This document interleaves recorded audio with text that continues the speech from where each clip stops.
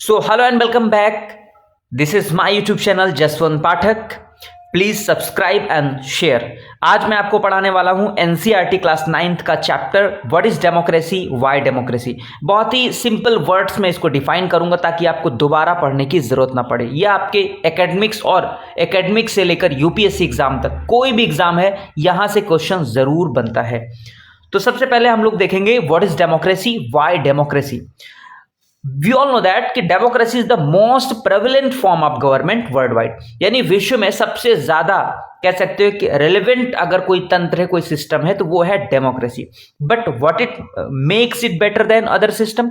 कोई भी जो सिस्टम है वो डेमोक्रेसी से बेहतर नहीं हो सकता. उसका रीजन क्या है मैं डिस्कस करूंगा. This chapter explore the meaning, features and value of democracy as a form of government. हम लोग जब भी न्यूज देखते हैं तो हम लोग कहते हैं कि यार जो डेमोक्रेसी है वो भारत के अंदर से खत्म हो रही. क्यों कहते हैं? जब हमें लगता है कि जो सरकार है वो लोगों के हितों के साथ खिलवाड़ कर रही है, लोगों के इंटरेस्ट के साथ खिलवाड़ कर रही है, या लोगों के अधिकारों का वायलेशन कर रही है, उनका हनन कर रही है, तो हम कहते हैं कि जो डेमोक्रेसी है वो भारत देश से खत्म हो रही है.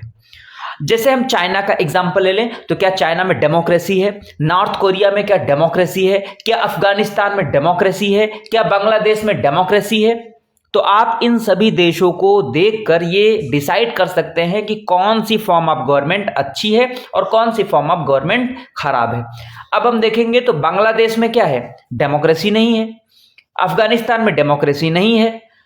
चाइना में कंप्लीट डेमोक्रेसी नहीं है. नॉर्थ कोरिया में कंप्लीट डेमोक्रेसी नहीं. और आप एग्जांपल देख सकते हैं कि वहां पर क्या हो रहा है. वहां पर लोगों के पास में अधिकार नहीं है, वहां पर बोलने की स्वतंत्रता नहीं, फ्रीडम ऑफ स्पीच नहीं है, वहां पर इवन अपने मन मुताबिक कपड़े पहनने का भी राइट्स नहीं है. चाहे आप नॉर्थ कोरिया का एग्जांपल ले लो, यहीं पर आप अमेरिका देख लो, भारत देख लो, ब्रिटेन देख लो, तो यहाँ पर डेमोक्रेसी है. तो यहाँ पर लोगों के पास फ्रीडम है, लोग कहीं पर मूव कर सकते हैं, देश के किसी भी टेरिटरी में लोग कुछ भी बोल सकते हैं. इवन सरकार के भी अंगेंस्ट लोग बोल सकते हैं, धरना दे सकते हैं.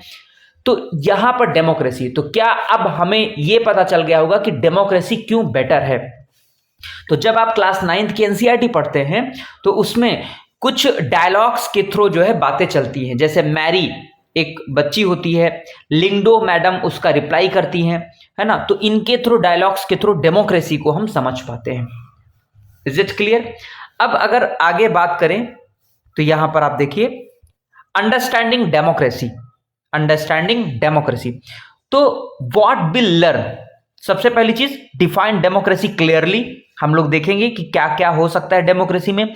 आइडेंटिफाई की features of democratic government, distinguish democratic form of government and non democratic system. फिर देखेंगे अंडरस्टैंड व्हाई डेमोक्रेसी मैटर्स, यानी डेमोक्रेसी क्यों जरूरत है उसकी. ठीक है, उसके बीच में नॉन डेमोक्रेटिक गवर्नमेंट और डेमोक्रेटिक सिस्टम के बीच में हम अंतर को समझ पाएंगे. फिर उसके बाद में एक क्वेश्चन जो हमारा मेंस के लिए बन सकता है या आपके एग्जाम में आ सकता है कि what is democracy, what are its essential features, why is it considered the best form of government despite its challenges. तो हम इसका रिप्लाई भी कर पाएंगे. क्लियर? आगे चलते हैं हम लोग. तो अब हम लोग समझेंगे डिफाइनिंग डेमोक्रेसी या क्लासरूम डिबेट. तो मैरी के क्वेश्चंस होते हैं और टीचर्स के रिस्पॉन्स होते हैं. अब मैरी पूछती है कि why define democracy after discussing it should not meaning come first. फिर टीचर्स का रिस्पॉन्स आता है we use words before defining them, definition help when we face difficulties, distinguish similar concept. यानी परिभाषा की क्या जरूरत है. सबसे पहले जो मैरी कहती है कि मुझे तरीका ठीक नहीं लगता. पहले डेमोक्रेटिक व्यवस्थाओं के बारे में चर्चा और अब आकर हम लोकतंत्र का मतलब जानने की कोशिश करें. मेरे कहने का मतलब है कि इस काम को ही हमें पहले करना था और पहले लेसन वाली पढ़ाई अब कर रहे हैं. क्या ऐसा ठीक नहीं होता? ठीक है. तो अब the challenge, democracy means different things to different people. We must think critically, not just accept famous definition. यानी अब यहां पर डायलॉग्स के थ्रू बातें चल रही. जैसे अब्राहम लिंकन ने एक जो है एक डिफिनीशन दी थी कि we the people, for the people, to the people. यानी जो डेमोक्रेटिक गवर्नमेंट है वो लोगों के लिए, लोगों का और लोगों के द्वारा चलाया गया शासन होता है। लेकिन क्या इस पर्टिकुलर डिफिनेशन से पूरी डेमोक्रेसी या होल डेमोक्रेसी हम डिफाइन कर सकते हैं? नो। जैसे अगर थोड़ा सा और डेमोक्रेसी के बारे में हम लोग जाने तो बेसिकली जो डेमोक्रेसी है वो एक यूनानी शब्द है, ठीक है, जो बना है डेमोक्रेसिया से, ठीक है। यूनानी में जो डेमोस का अर्थ होता है वो होता है लोग, और क्रेशिया का मतलब होता है शासन यानी रूल। इस प्रकार डेमोक्रेसी का मतलब हो गया कि लोगों का शासन, यानी लोकतंत्र का मतलब क्या हो गया? लोगों का शासन। यही सही अर्थ है। फिर परिभाषा की क्यों जरूरत पड़ रही है? मैरी पूछ रही कि फिर परिभाषा की जरूरत क्यों पड़ रही है जब डेमोक्रेसी से हमको मीनिंग समझ में आ गई?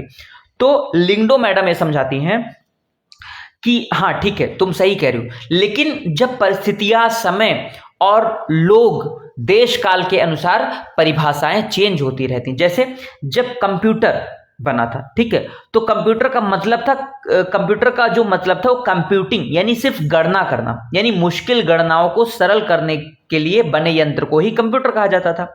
दरअसल ये बहुत शक्तिशाली कैलकुलेटर हुआ करते थे जो कंप्यूटर था, और वो गणना करने के काम आते थे। लेकिन क्या कंप्यूटर आज सिर्फ गणना करता है? सिर्फ कंप्यूटर क्या गणना करता है? कंप्यूटर तो पढ़ने, लिखने, डिजाइन बनाने, संगीत बनाने, सुनने, फिल्म देखने, यानी मल्टीपल कामों के लिए, आर्टिफिशियल इंटेलिजेंस को रेगुलेट करने के काम आ रहा है। यानी बहुत सारे कामों में कंप्यूटर का यूज होता है। तो यानी अब देखा कि समय के अनुसार जो परिभाषाएं हैं वो बदलती गई, तो ऐसे ही अब परिभाषाएं और बदलेंगी। A simple starting point, democracy is a form of government in which the rulers are elected by the people. अब सिंपल सी चीज क्या है कि डेमोक्रेसी फॉर्म ऑफ गवर्नमेंट एक ऐसी फॉर्म होती है जहां पर जो रूलर्स है, जहां पर जो राजा है, जो शासन कर रहा है, वो लोगों के द्वारा इलेक्ट किया गया हो। तो क्या भारत के अंदर जो रूल कर रहे लोग हैं, क्या वो हेरिडिटरी हैं? क्या वो वंशानुगत आए हैं? नहीं, उनको लोगों के द्वारा क्या किया गया? इलेक्ट किया गया है। लेकिन अफगानिस्तान में ऐसा नहीं है, चाइना में ऐसा नहीं है, ठीक है, बांग्लादेश में अभी ऐसा नहीं है, ठीक है, और आप देखिए तो नॉर्थ कोरिया में ऐसा नहीं है, वहां पर हेरिडिटरी सिस्टम काम करता है। लेकिन अमेरिका हो गया, भारत हो गया, ब्रिटेन हो गया, यहां पर आप देखेंगे तो इलेक्टेड बाय द पीपल, लोगों के द्वारा राजा को इलेक्ट किया जा रहा है, ठीक है। तो अब कुछ हम चीजें देखेंगे कि this basic definition help separate democracy from clearly non democratic system like military rule. जैसे पाकिस्तान में आप देखते हैं डिक्टेटरशिप, जैसे आप एक तरह से नॉर्थ कोरिया में देखते हैं, एंड मोनार्कीज आप जैसे आप चाइना वगैरह में देखते हैं। But is it enough? तो अब हम लोग देखेंगे नॉट डेमोक्रेटिक देश कैसे पहचाने जाते हैं। तो वहां पर आप म्यांमार को देख लें जहां पर आर्मी रूलर्स होते हैं, नॉट इलेक्टेड, है ना। फिर उसके बाद में चिली आप देख लें, है ना, यहां पर डिक्टेटरशिप है। फिर आप देख लें सऊदी अरबिया, यहां पर मोनार्की सिस्टम काम करता है। प्रॉब्लम क्या है इन देशों की? Many government hold election but are not truly, ये लोग इलेक्शन कंडक्ट कराते हैं लेकिन सिर्फ नाम मात्र का, ठीक है, क्योंकि जीतना उन्हीं को होता है। Democratic, we need a more precise definition to distinguish real democracies from pretenders. Clear? अब हम लोग देखेंगे major decisions by elected leaders, ठीक है।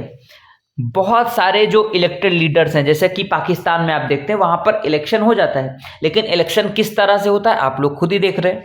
पाकिस्तान अंडर मुशर्रफ, जो परवेज मुशर्रफ थे, general Pervez Musharraf led a military coup in 1999 overthrowing elected government though election were held in 2002, real power remained with military officers, not elected representatives।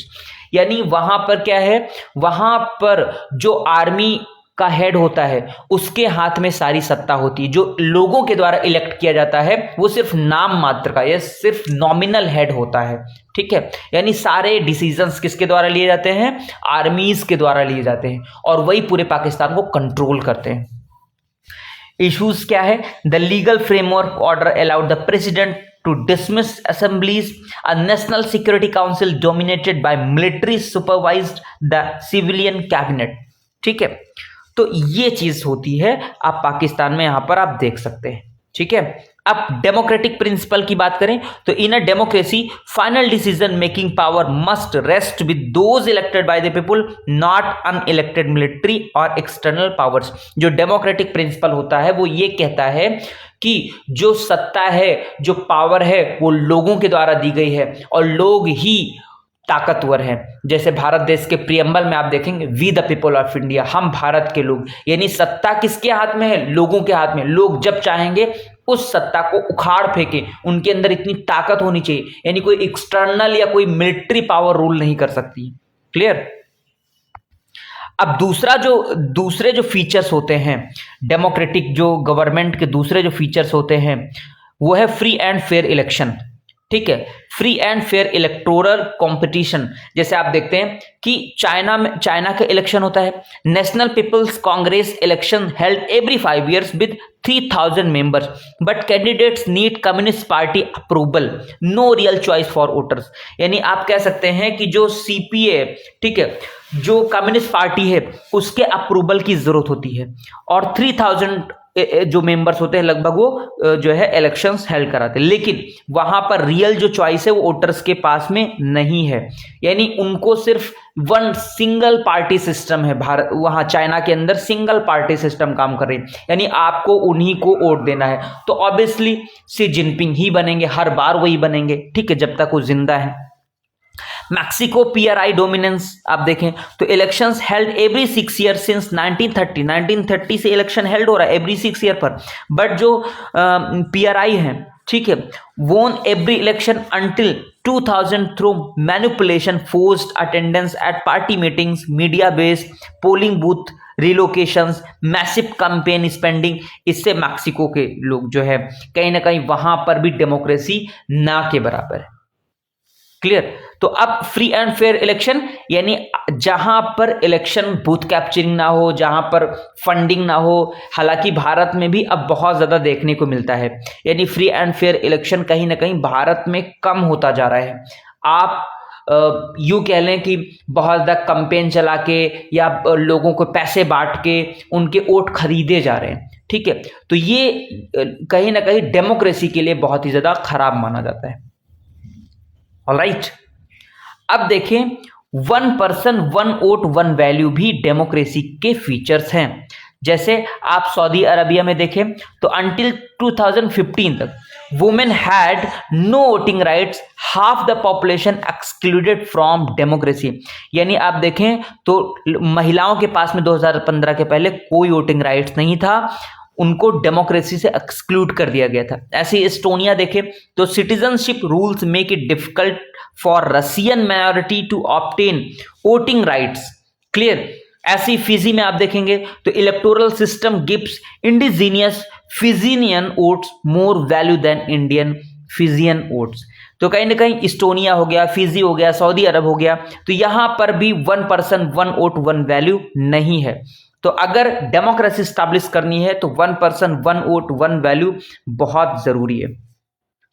Alright, क्या भारत के अंदर 1 person 1 vote 1 वैल्यू है? Of course है। Universal adult franchises भी है कि every 18 years के लोग जो है वो वोटिंग राइट्स उनके पास में आ जाता है। चाहे यहाँ पर विधायक है उसके भी वोट की वैल्यू वही है, चाहे यहाँ पर राजा है उसके भी वोट की वैल्यू वही है, चाहे अमीर है उसकी भी वोट की वैल्यू है, चाहे रिक्शा चला रहा हो उसके भी वोट की वैल्यू सेम है। तो 1 person 1 vote 1 वैल्यू होती है। क्लियर? अब political equality, democracy is based on political equality, each adult citizen must have 1 vote and each vote must have 1 value. Clear? अब हम लोग देखेंगे rule of law and respect for rights. Rule of law and respect for rights. Clear? अब इसमें आप देखेंगे जैसे Zimbabwe declines हुआ, Robert Mugabe ruled from 1980 to 2017 despite regular elections his government. क्या किया? Change constitution to increase presidential power, बढ़ाने के लिए उन्होंने कॉन्स्टिट्यूशन में चेंज कर दिया। Harassed opposition workers and disrupted meetings, ठीक है, जो अपोजिशन में काम कर रहे थे उनको बहुत ज्यादा परेशान करा। डिक्लेयर प्रोटेस्ट इलीगल, ठीक, प्रोटेस्ट को बहुत पूरी तरह से कह सकते हैं एकदम सप्रेस करने की कोशिश करी। Limited criticism of the president, president को क्रिटिसाइज करने के लिए भी कोई नहीं। कंट्रोल टेलीविजन एंड रेडियो, पूरी तरह से जो न्यूज चैनल है उन पर अपना डोमिनेंस स्टैब्लिश करा, ठीक है, उनको पूरी तरह से कैप्चर कर लिया। वो अपने कह सकते हो कि उनके पास फ्रीडम ऑफ स्पीच ही नहीं रह गई। प्रेसर्ड जजेस एंड इग्नोर कोर्ट रूलिंग्स, यानी जज को पूरी तरह से उनके ऊपर कहीं ना कहीं दबाव बनाया, उनको इग्नोर किया, रूल ऑफ लॉ का फॉलो नहीं करा। डेमोक्रेटिक रिक्वायरमेंट्स क्या होता है कि popular approval is not enough, citizens need, ठीक है, freedom to think and express opinions, मतलब जहां पर जो न्यूज चैनल्स हैं वो अपने मतलब बायस्ड होके ना काम करें, वो फ्री होके, फ्री एंड फेयर तरीके से वो लोगों के सामने जो सरकार को क्रिटिसाइज कर सके, सरकार के बारे में बोल सके, ठीक है। राइट टू फ्रॉम एसोसिएशंस बना सके, एबिलिटी टू प्रोटेस्ट, जो प्रोटेस्ट है उसको दबाया ना जाए, उसको सप्रेस ना किया जाए, ठीक है। इक्वलिटी बिफोर लॉ, लॉ के सामने सभी लोग एक समान हो, ठीक है। इंडिपेंडेंट जुडिशरी हो, जो कोर्ट हो अपना डिसीजन फ्री एंड फेयर तरीके से दे सके, उसके ऊपर कोई दबाव ना हो, उसके ऊपर कोई डर ना हो। जैसे भारत के अंदर जुडिशरी बिल्कुल उसके ऊपर कोई प्रेशर नहीं होता, क्यों? क्योंकि उसको पता होता है कि हमको इतनी जल्दी रिमूव भी नहीं किया तक जाता है ना। रिमूवल ऑफ जजेस बहुत ज्यादा टफ बनाया गया है, अपॉइंटमेंट ऑफ जजेस कॉलेजियम के कॉन्सेप्ट से है, ठीक है। तो कहीं ना कहीं सरकार का जो हस्तक्षेप है जुडिशरी में बहुत ही ना के बराबर है, बहुत ही ना के बराबर है, ठीक है। तो भारत के अंदर जो जुडिशरी वो इंडिपेंडेंट जुडिशरी, इसीलिए राष्ट्रपति को भी कटघरे में खड़ा कर सकती है, प्रधानमंत्री को भी कर सकती है, कैबिनेट मिनिस्टर्स को भी कर सकती है, किसी को भी वो कटघरे में खड़ा कर सकती है। तो इंडिपेंडेंट जुडिशरी क्या पाकिस्तान में है? बिल्कुल नहीं है। चाइना में है? नहीं है, है ना। नॉर्थ कोरिया में है? नहीं है। बांग्लादेश में भी नहीं है। तो ऐसी जगह पर क्या डेमोक्रेसी हम महसूस कर सकते हैं? बिल्कुल नहीं। अब है वाई डेमोक्रेसी डिबेट। अब भाई डेमोक्रेसी की जरूरत क्यों पड़ती है? डेमोक्रेसी डेमोक्रेसी डेमोक्रेसी इतना ज्यादा क्यों हम इसके पीछे पागल हैं भाई? अंग्रेज डेमोक्रेसी के बारे में बात करें तो लीड्स टू इनस्टेबिलिटी होती है, ठीक है। लोग कहते हैं कि इनस्टेबिलिटी आती है, बार बार चुनाव हो रहे हैं, बार बार कहीं ना कहीं जो है, तो एक तरह से इनस्टेबिलिटी आती है, जो इसके अंग्रेज जो है बात कर रहे हैं, ठीक है। कॉजेज डिलेज, मतलब बहुत सारी चीज़ें जो है डिले होती चली जाती हैं, चाहे वो कह सकते हो कि जो राजा है वो अपना स्वतंत्र तरीके से कहीं ना कहीं जो है वो भी जनता के दबाव में अपना वो कर रहा है, डिसीजन ले रहा है, वो जनता के अकॉर्डिंग काम कर रहा है। जनता भले ही अनपढ़ हो लेकिन उसको उसके अकॉर्डिंग चलना पड़ता है। तो ये डेमोक्रेसी के अंगेज कुछ फैक्ट ब्रीड्स करप्शन है, ठीक है। करप्शन बहुत ज़्यादा, बार बार चुनाव होते हैं, उसमें बहुत ज़्यादा पैसा खर्चा हो रहा है, ठीक है। तो ये भी है।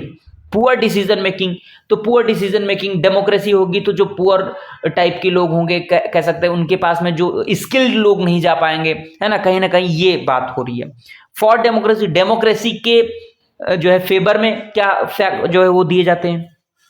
अकाउंटेबल गवर्नमेंट, यानी जो गवर्नमेंट है वो अकाउंटेबिलिटी होती है उसकी जनता के लिए, यानी वो कोई ऐसा काम नहीं करेगी कि जो जनता के अंगेज जाके हो। बेटर डिसीजन थ्रू कंसल्टेशन, यानी बहुत सारे लोग एक साथ मिलकर एक कह सकते हो कि बेटर डिसीजन के थ्रू पहुंच सकते हैं। पीसफुल कॉन्फ्लिक्ट रेजोल्यूशन, ठीक है। इनहैंस सिटीजन्स डिग्निटी, जो भारत देश के सिटीजन्स या किसी भी देश के जो सिटीजन्स है उनकी डिग्निटी का ध्यान दिया जाता है, यानी उनको अपने मन मुताबिक काम करने की आज़ादी रहती है, उनके पास में फंडामेंटल राइट्स होते हैं, उनके पास freedom of speech and expression होता है। क्लियर? अब यहां पर अगर देखा जाए तो democracy is not perfect but the real question is democracy better than other forms of government available to us.